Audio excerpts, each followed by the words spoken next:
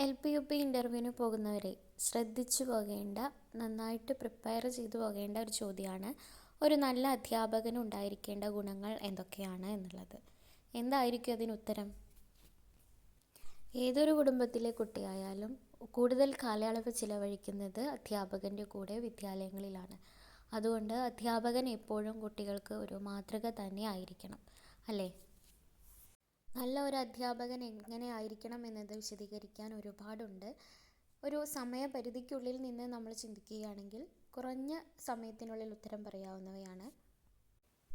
ക്ഷമ, ആത്മനിയന്ത്രണം, പ്രചോദനം നൽകൽ, ഓരോ വ്യക്തിയും വ്യത്യസ്തരാണ് എന്ന തിരിച്ചറിവ്, അറിവുകൾ നേടിക്കൊണ്ടേയിരിക്കൽ, വ്യത്യസ്ത പഠന പ്രവർത്തനങ്ങൾ നടപ്പിലാക്കി അത് പ്രാവർത്തികമാക്കൽ, തൻ്റെ കുട്ടികൾക്ക് എന്ത് നൽകി എന്ന തിരിച്ചറിവ്, താനിക്ക് എവിടെയെങ്കിലും പിഴച്ചോ എന്നുള്ള തിരിച്ചറിവ്, ഇതൊക്കെ തിരിച്ചറിയുന്നവനാണ് ഒരു നല്ല അധ്യാപകൻ.